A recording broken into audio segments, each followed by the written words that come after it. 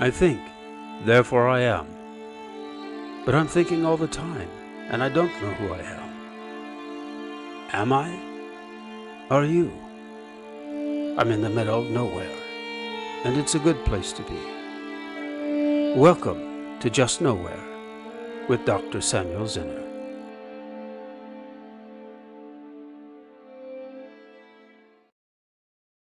Hello everybody, welcome to Just Nowhere with Dr. Samuel Zinner from the mountain village of Aulla in Tuscany, Italy. Tonight we have a very special guest. We'll be talking with Dr. Michael Spörke in Düsseldorf, Germany. He's the author of the first book-length biography of Willie Mae Big Mama Thornton. And so you may ask, why are we discussing a blues singer on Just Nowhere? Well, as you may know, I'm presently co-editing a couple books on the origins and applications of language and number. And in the second volume, in the application of number, right, we have a chapter by Ruth Tatlow on mathematical or numerical, different types of structures and letter encryptions in the music of Johann Sebastian Bach. Now here, inspired by that, I want to diversify, right, this application, right, of structure and pattern in music from Johann Sebastian Bach. Now we'll take it into the blues. And without further ado, let's get to the conversation with Dr. Michael Spörke. Thank you. I want to start off with a point from one of my own fields, right, cognitive science and language communication, because I'm not an expert in sociology as you are, but perhaps we can talk about this point later in the interview, and that is, right, I think of, right, let's think of an infant as it's growing and acquiring its language skills and speech skills, and it's developing its ego or its self-identity because of its the interaction, right, with the parents and the siblings and the larger community, so that the self-identity, right, ironically, is almost developed because of the interaction with the other, right? So there's this interesting interplay between individuality and then the collective, and I think that this helps us understand Willie Mae Big Mama Thornton. This title, Big, right, is not only her physical size, but also her personality and her stage presence. And I find it very interesting that, you know, she was very insistent that she did not imitate anyone. She was her own person, or she was original, and yet, right, she learned by watching others, right, how they played the guitar, how they played the harmonica. And so again, it's mirroring this very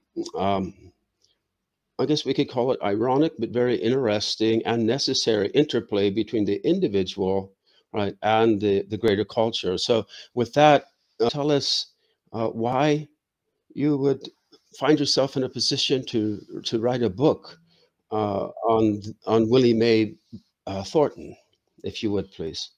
When I started my research, I had this idea, someone has to write her real story, how she was, and not this sensational things that were, most of those things were just made up and weren't even true.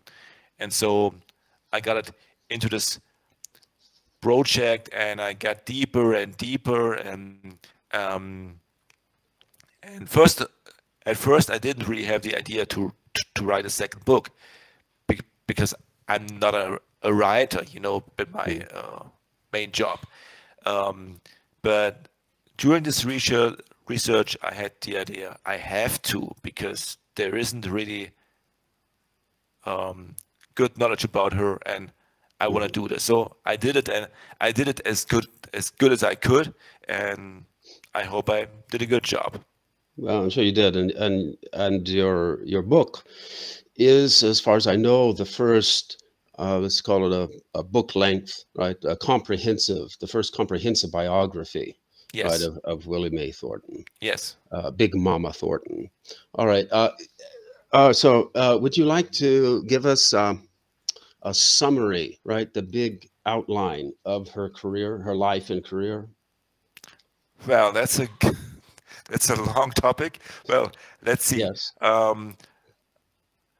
The interesting thing with her is that she had lots of ups and downs, a lot of downs, Hmm. but she never gave up. And for me, that's the one of the main conclusions of her story. Hmm. That she had this nickname Big Mama Thornton because she was so huge, you know, and she Yes. had this huge voice. But for me, the name is also the right name for her because she was so very strong. She never really gave up, even if she was sick and she had this huge alcohol problems and was drinking a lot and heavy stuff. But she never gave up her music until the last day, you know. Hmm. And this is, for me, a sign that she was a very strong person and that she really was that music was really the thing she wanted to live for, and that's Hmm. what she did her whole life.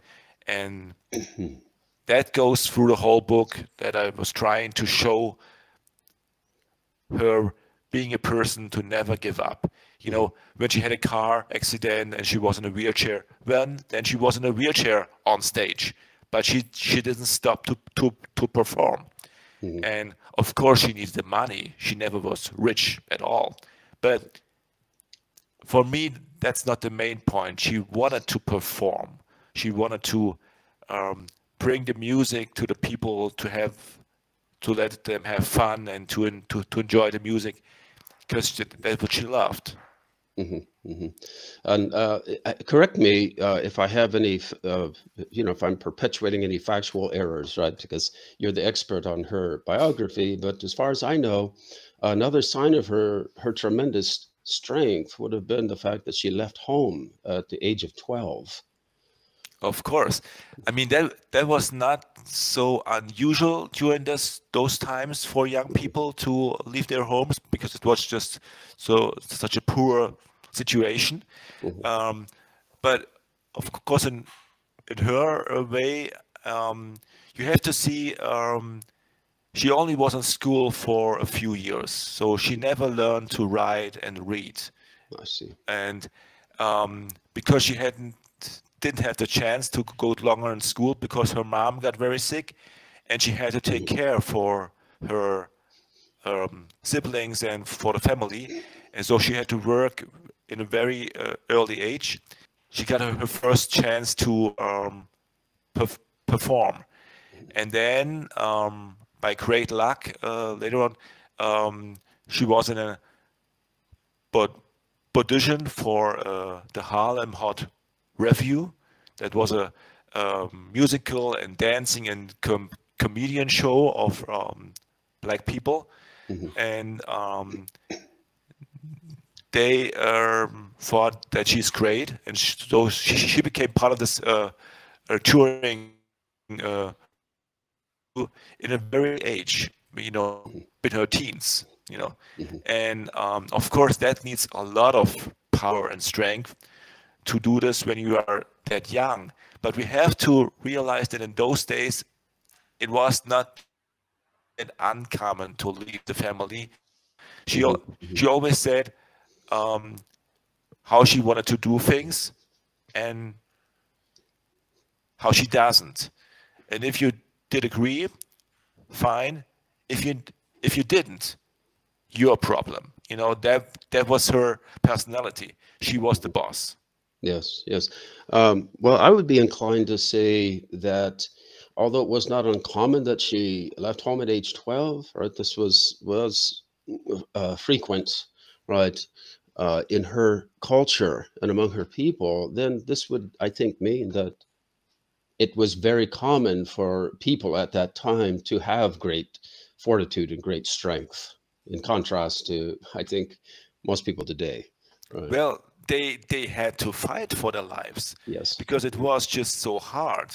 I mean, she had nothing. She had to shining shoes Mhm. um, be, besides making music to have enough money. And sometimes she didn't have a place to sleep and so on, you know. It was hard, and you had to be you had to fight for yourself in order to survive. Yes, yes. And of course, in order to have the success in music business, you had to fight even more. We have to realize that as a woman, it was even harder. And as a woman like Big Mama Thornton, who never even tried to fit in a picture of a nice, sweet, great-looking lady, that was never her goal. You know, Right. She always was herself. And as you probably know, she had her own style of clothing, with a hat and a man's dress later on, and so she was herself. And being able, when you have nothing, being able to fight for yourself in a way to bring you into the music business, to build up your own stage personality, to do your own songs, to get recognition, to be able to record, to doing all of this. And that's doing all of this almost just on her own, because she didn't have that much help around her. That needs to be a person who's very strong. Yes, yes. And she was certainly then, I've seen other people, they've usually written, they use the word transgressive, right? She was transgressing the culture of the time, because then we have, back then, the stereotype, if you will, or the image of the Black woman in a lot of American movies. And that is, right, the role of the servant, the house servant, for instance. There were others, of course, but that was a very, very dominant image and stereotype that people would be raised with in America. And so I like to also use the word transcend. She was transcending those cultural barriers.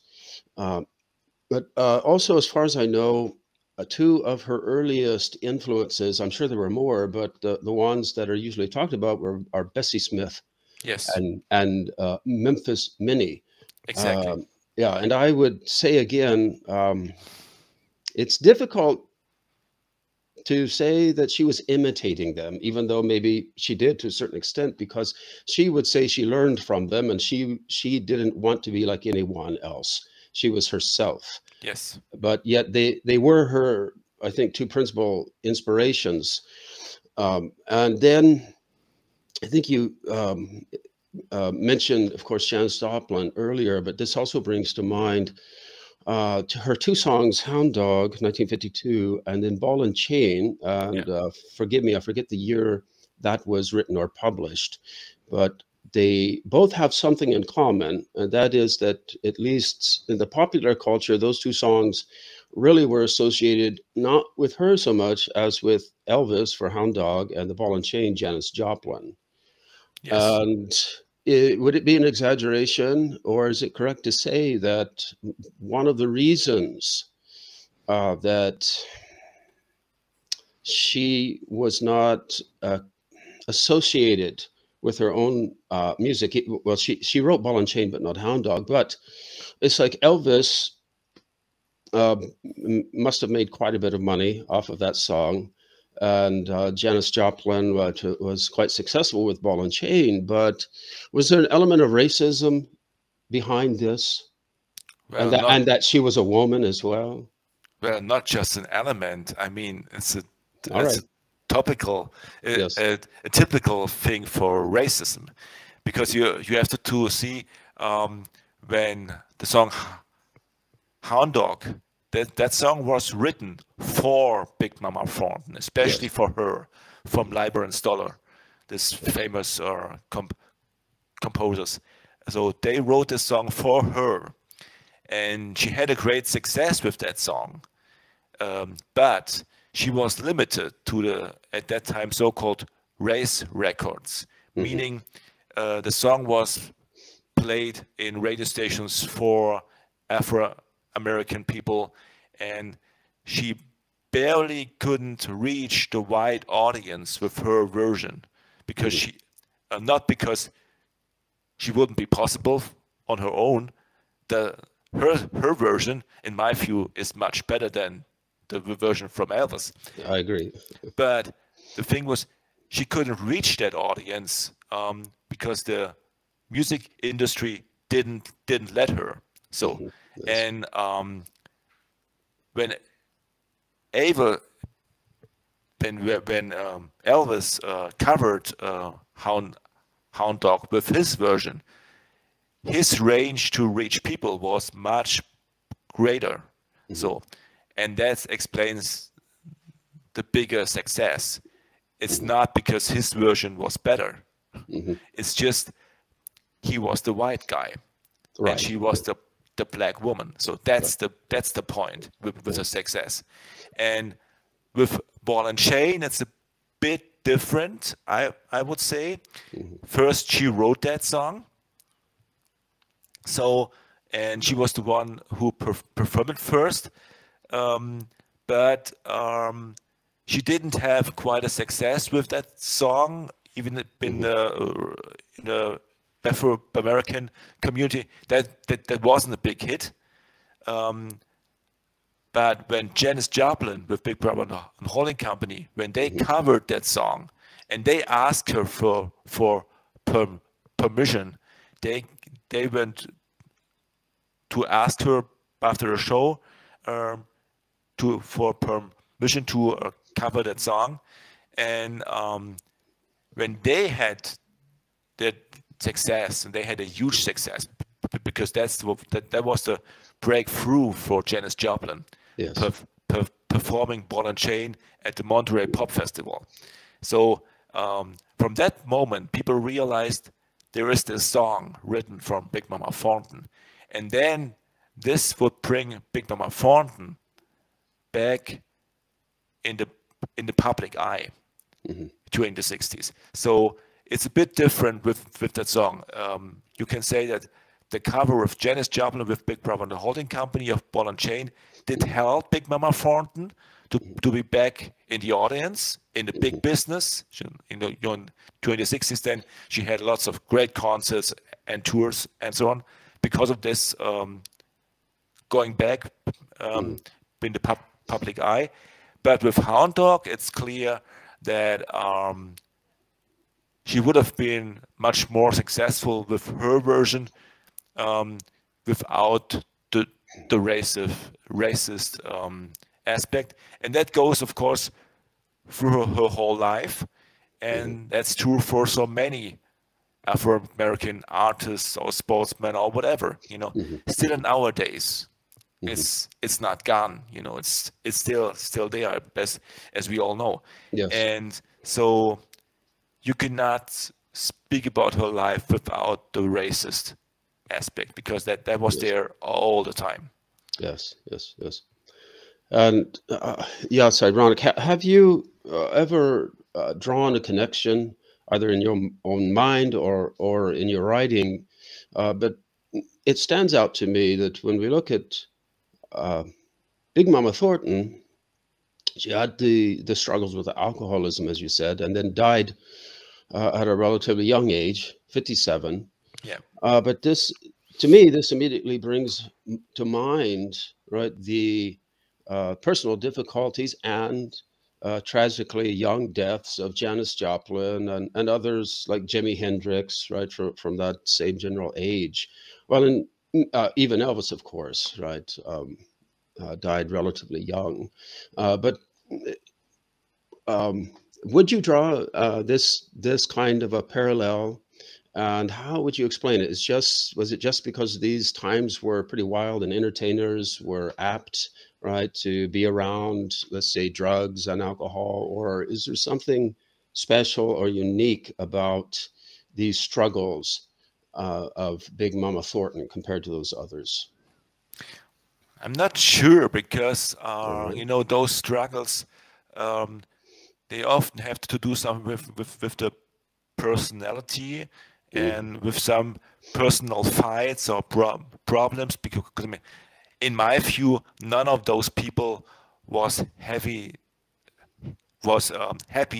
that they are needed to have drugs and alcohol. You know, it was always a way to cope with some problems. All right. So that's what I think. It wasn't a fun thing, I'm pretty sure. Some people might say during the 60s, the taking of the drugs was a fun thing, but part of it maybe, but also like Janice, we all know that Janice was struggling with her life outside of stage, and that she was very insecure and so on. I don't know about Jim Morrison. I'm not an expert for him. And for Big Mama Thornton, she was insecure. That's for sure. She was this Big Mama Thornton, the strong person on stage, and she was fighting for herself, but at the same way she was insecure and a very shy person. So, but to find out the real reasons why she started to drink, I mean, alcohol in that scene of music, in blues business, and in those days, was always around. So a lot of those people just drank a lot of alcohol. So that was part of the environment. Why she did that? Since she never talked about that, you know, when she talked about that, she always said, "I like to. It's my fun thing." So not saying, you know, but on the other hand, if you see that she had a hard life beginning in her early ages, and that she was in her early times looking for a place to sleep and food to eat, and you know, really had to fight all the time. And I have in my book this, I mentioned that she had a son that was taken away from her from the authorities. I was trying to find out more about that, but I couldn't, because in those days the authorities didn't really take care for papers, you know, so there is no chance to find out what happened with the child. But I know that she had a child, and it was taken away from her. So there are a lot of reasons, in my view, why a person could start to drink just to get over some problems. Sure.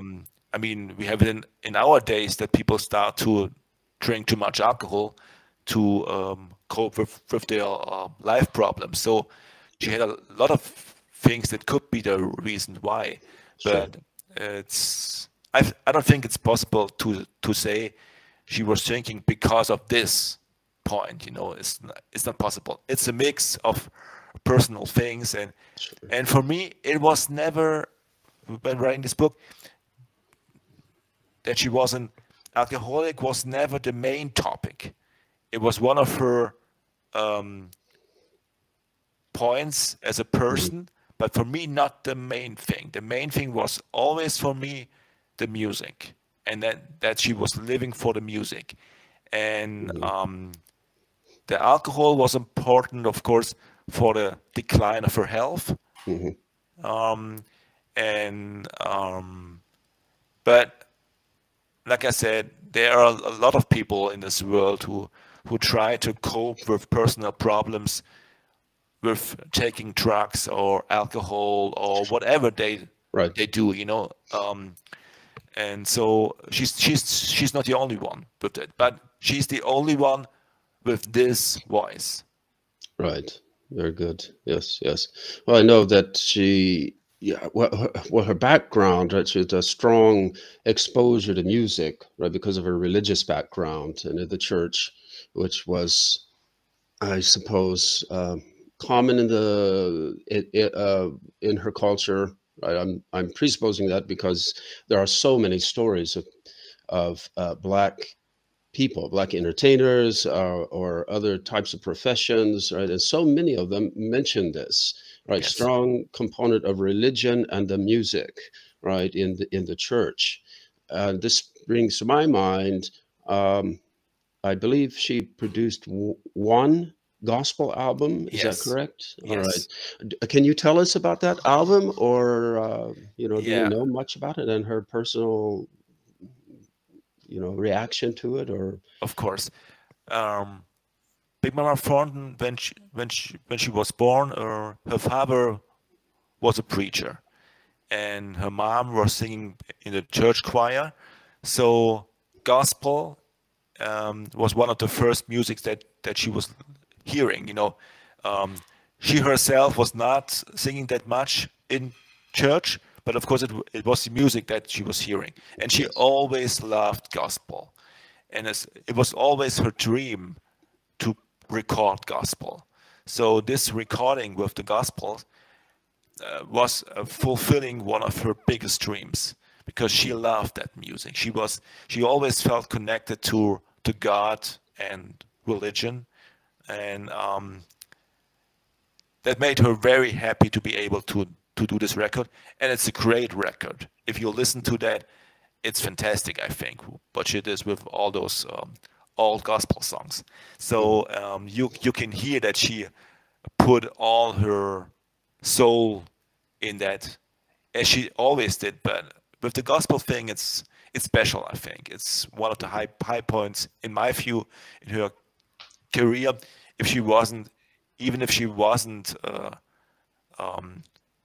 successful, meaning with making money with it, but she was proud of it. Mm-hmm. Yeah, and all right, going back to, well, I suppose then, because of the tragic early passing of her mother, right, she didn't deal with the pain that Howlin' Wolf, right, went through, because Howlin' Wolf was, of course, from a similar background. His mother was very religious, and when he started singing secular music, right, blues, she sort of excommunicated him from her life and didn't give in even till the end. It's a really tragic story. So it seems that she was spared that, or I don't know.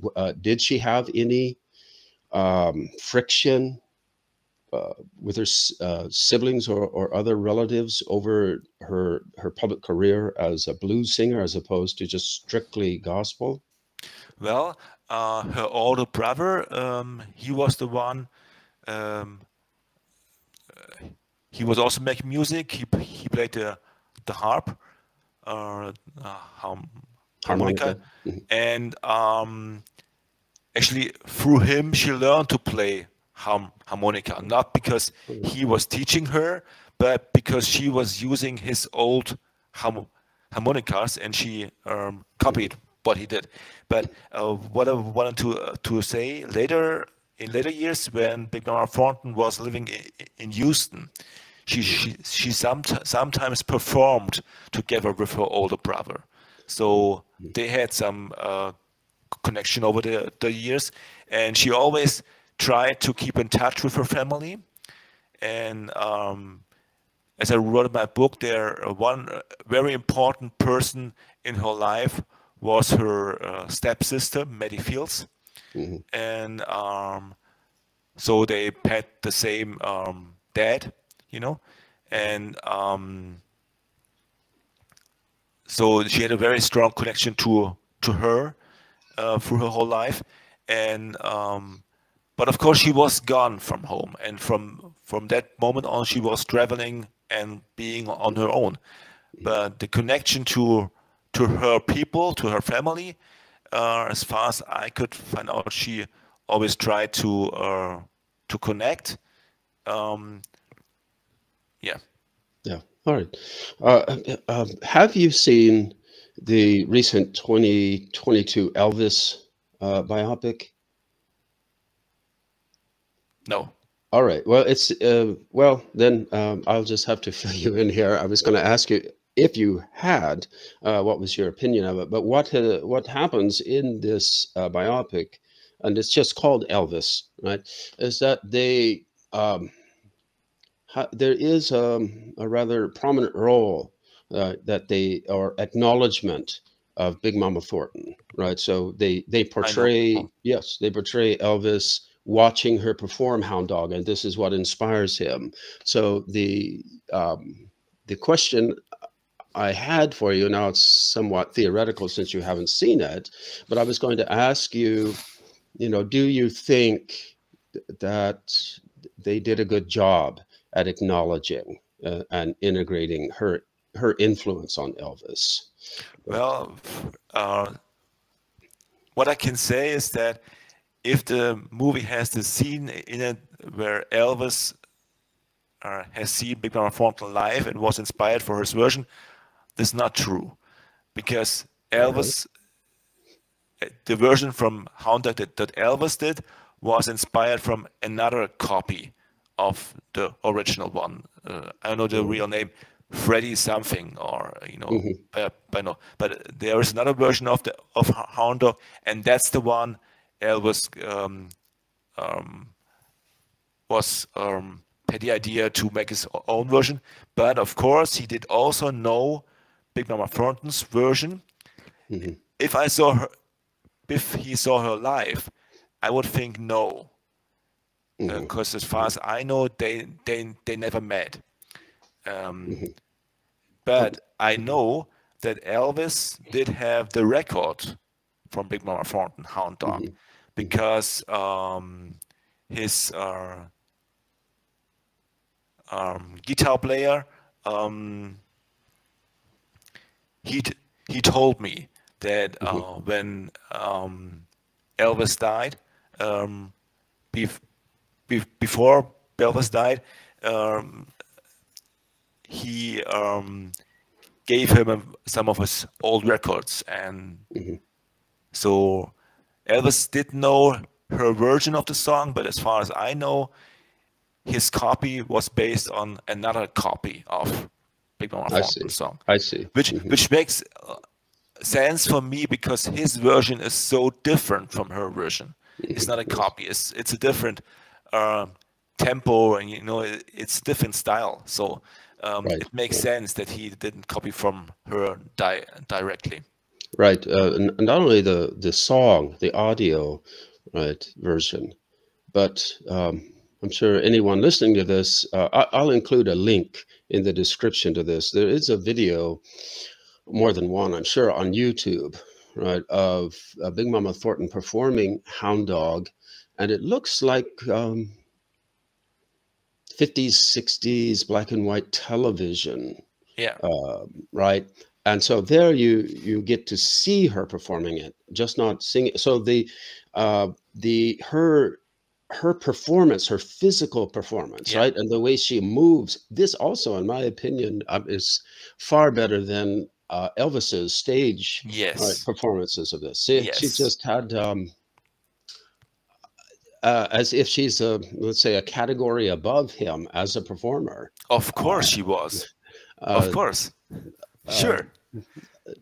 Just really no comparison, even though I'm sure Elvis fans would probably might be offended, but that's my personal call on my personal judgment, is that it's her. It's just I have a difficult time finding adjectives often for many topics, and this is one of them. When you see this performance, her performance, it's stunning, right? It's just, it's pure enjoyment. She is enjoying what she's doing, but the audience also, it's just pure enjoyment, and there's nothing that feels artificial, staged in that sense. No, she is herself. She is herself, and when she starts on Hound Dog with this long you know, it's like she's eating you, you know, she's going over you, and this fits much more also to the words of the song, you know.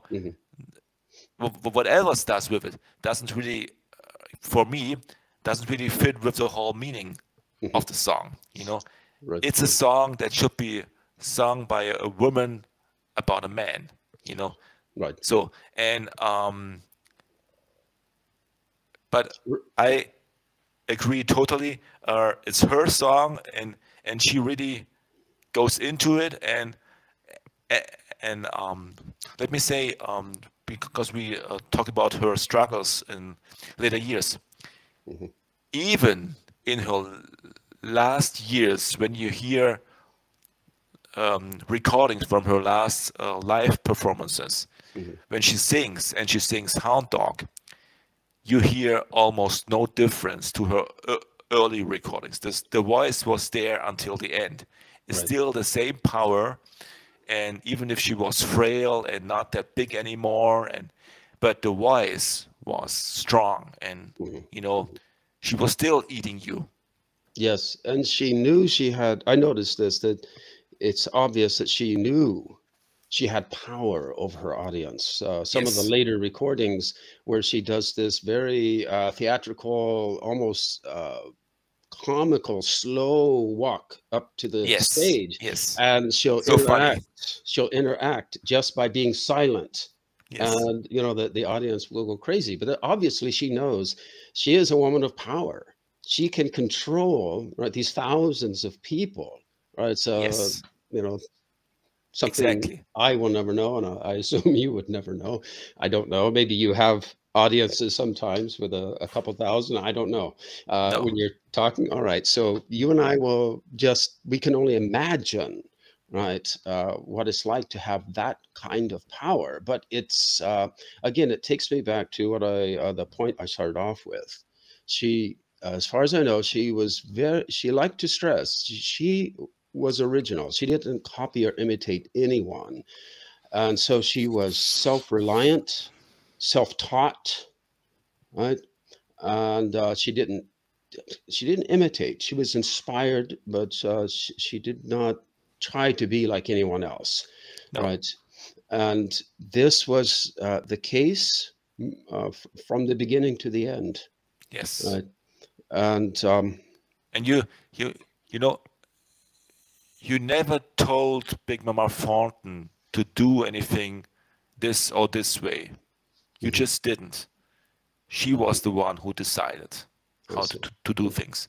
I I like this story when you know she she almost never was wearing a dress, like a woman's dress. Mhm, She always was wearing a man's suit and man's mhm, clothing. And one, I don't remember right now when it was, but I think it was in Houston. Um, they told her, well, you have to wear a women's skirt, a long dress like women do. mhm, And she did that, but under it she had her normal clothes, so she mhm, was she was doing that, but she, in the same moment, she showed them, well, I did it, but I did it my way, and mhm, mhm, and in the beginning, I said there were a lot of stories that I found in my first research with the mhm. sensational stuff, like that she was beating people. Uh, And well, sometimes she did that. That's true. But only in those cases when she had a concert and she didn't get her money. mhm, You never, that's something you just didn't do to her, mhm, not giving her the money for her job. If you did that, you had a problem, mhm. a big problem. But I think that's just fair, because Sure, that's a business. So, sure. and and people, you know, I thought in my research about this, like beating people, um, they only told the story that she was beating this and this guy, but for a reason, they Mhm. never said why. Yeah. And of course, you know, it's they people try to paint a picture of her as this dangerous person, and it fits more in their picture. So, but it doesn't fit in mine. Right. I wouldn't be surprised if that specific sector of the entertainment industry, was probably one of the few ways, right, you could get your money. Right? You had to probably resort to something drastic, but it's a matter of life and death, right? We all have to eat, right? Yeah. And we can't do without money.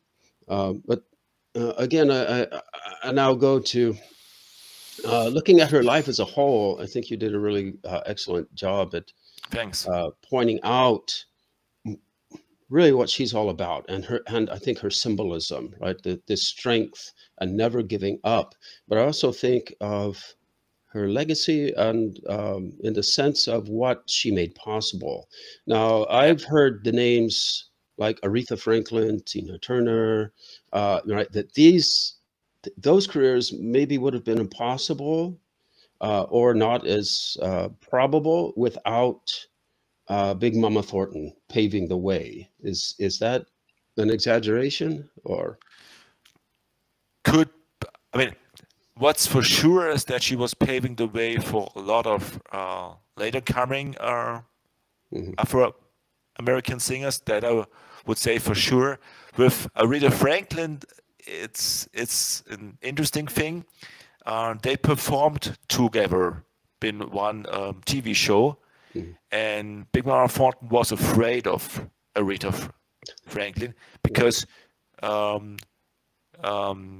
like I said, Big Mama Thornton was shy, and she thought that Aretha Franklin is so great with her singing, and she admired her, and she had a kind of a feeling that she's not that good. So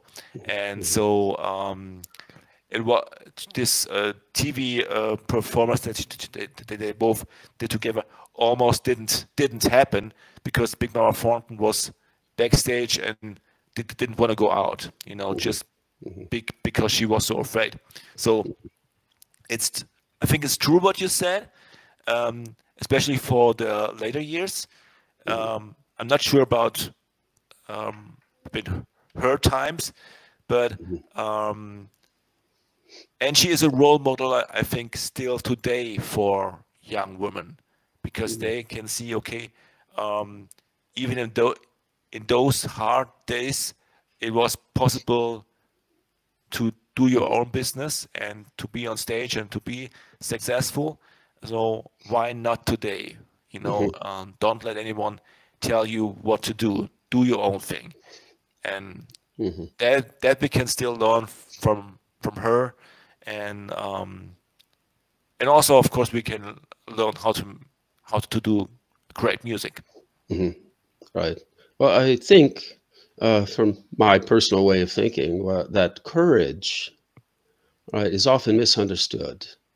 It's because a person may feel insecure, but then they go ahead and do what they have to do that shows the courage. If they weren't insecure, Exactly. there would be no point. They wouldn't be courageous. It would just be second nature to them or whatever. So Exactly. this is also an example, right, for us all who may have different limitations of whatever sort and insecurities, is that the feeling of the insecurity, right, is the greater the insecurity that is felt, the greater the degree of courage, right, when Exactly. one goes ahead and acts anyway. Right? Exactly. So, Because if she would have grown up in a rich surrounding, and having everything she wanted to, and being very self-confident, then it doesn't need courage to do something. But she really had to. yes, Yeah, yes. it's true. Yes. Well, are there any closing words that you would have for the audience about you and your research, and just how you think of Big Mama Thornton? Well, I would be very happy if more people are interested in her story and in her music, and I can just tell everybody, if you never heard about her, go and watch her videos and look for her records. There's a lot of her musical stuff on CD, on iTunes or whatever, you know, and look it up. It's a great musical cosmos of different things. It's like I said, it's gospel, it's blues, it's going into the rock field already, and there's a lot of great videos from her live performances that you can look up. Check her out. She is worth it, and she deserves respect, and that people hear her music and that people admire her. And if I could help a bit to tell people that people should be interested in her music, then I'm very happy. Very good. And I'll include a link in the description to your book, which I encourage all the listeners to read. Thanks a lot. All right. And thank you so much, Michael. You're eloquent and it's very inspiring. Thank you. Thank you very much for the chance to talk to you. And one question to you. You are in Italy or where? Yes, in Aulla. Yes, I'm originally from California and became a world traveler, spent a decade in Morocco and ended up in the mountains of Tuscany, yes, in Italy. In Tuscany, that's beautiful there. Yes, yes, in a mountain village, Aulla, not too far from Pisa. So it's that region. Then I know it. Yeah, I've been to Pisa once, and you've been to Morocco. Well, that makes click for me because my wife and I, we love Morocco. Yes, yes, yes. Yeah, I spent a decade there, and still love to visit. It's, what can we say? It has its own magic. Yes. Not that Europe doesn't, but every place has its own unique magic, and it's definitely a good place to visit, as well as for some people to live. Right? It's a wonderful, magical place. Yes. Yeah, I think it's one of those few places where you can still have this. Well, let's say, even if it's an image, where you can still have this Oriental magic. Yes, yes. It's still there. You know? Yes, yes, and certainly, you see the horse-drawn carriages driving through the streets. People selling vegetables, and the open markets, right, which are called the souk, right? The open markets with everything imaginable, right, and colorful, and the Mediterranean and North African styles of wall hangings and rugs, and it never ends. It's just a wonderful country for the artistic traditions. And you have the Gemma El Fna in Marrakesh, where you have all this. Every evening you have this open theater things going on with music and stuff. That's just music and monkeys and snakes. It's just great. Yeah, it's wonderful. Truly wonderful. Yeah. So, well, I wish you all the best. It was great to talk to you, and bye-bye. All right. Our best wishes to you too, Michael. Thank you so much. If you enjoyed the program, please consider supporting this channel with a donation through Patreon or PayPal. And don't forget to subscribe. Thank you.